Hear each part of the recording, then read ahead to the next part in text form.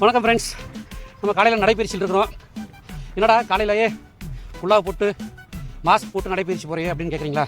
என்னங்க பண்ணுறது, கோயம்புத்தூரில் பனி அதிகமாக இருக்குது, இப்போ டஸ்ட் அதிகமாக இருக்குது அப்படின்ட்டு பனிக்கு குல்லா, டஸ்ட்டுக்கு மாஸ்க்கு, சரி நல்லதுதான்ட்டு போட்டாச்சு. பக்கத்தில் வேறு யாருன்னு கேட்குறீங்களா? அது நம்ம தம்பிங்க. அவர் என்னங்க நீங்கள் குல்லா போட்டுருக்கீங்க, மாஸ்க் போட்டுருக்கீங்க, அவர் ஒன்றும் போடாமல் வராரு அப்படின்னு கேட்குறீங்களா? யூத்துன்னு சொல்லுங்கள். அவர் தான் சொன்ன பாரு, நம்ம தம்பிங்க. அவருக்கு என்ன ரத்தம் வந்து நில ரத்தமாக இருக்குது, நமக்கு அப்படி இல்லை. வயசாகி போச்சு இல்லைங்களா? ரத்தம் சுண்டி போயிருங்க. ரத்தம் சுண்டி போயிரு இல்லைங்களா? ஆமாம், அதுதான் காரணங்க. பாருங்க, நம்ம தரணி சார் வந்து ஓடிக்கிட்டு இருக்காருங்க. சார் வணக்கம். வணக்கம், குட் மார்னிங். Good morning.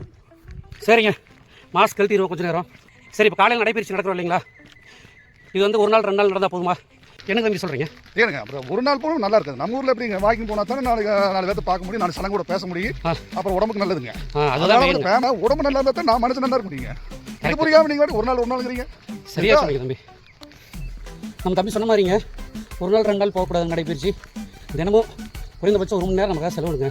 தயவு செஞ்சு அது நடைபயிற்சியாக இருக்கலாம்.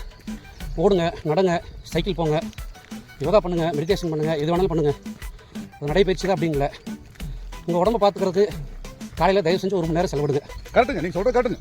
பேசிட்டு வந்துட்டு சிரிச்சிட்டே போனால் உடம்பு நல்லா இருக்கு. காலையில் எந்த ஃப்ரெஷ் ஆகும்னா 4 பேர்த்து 4 மனுஷனை பார்த்து பேசி பழகி போனால் தானே சிரிச்சிட்டே போக முடியும். அந்த அன்னைக்கு நாள் இனிய நாளாக அமையட்டும். இந்த மாதிரியான நபர்கிட்ட அதிகமாக பழகாதீங்க, அளவாக வச்சுக்கு. வாக்கிங் போகிறதுனால நம்ம உடம்புக்கு நல்லது. 4 பேர்த்த சந்திக்கிறதுனால நல்ல விஷயங்களை கற்றுக்கலாம், நல்லா சிரிக்கலாம் இல்லையா?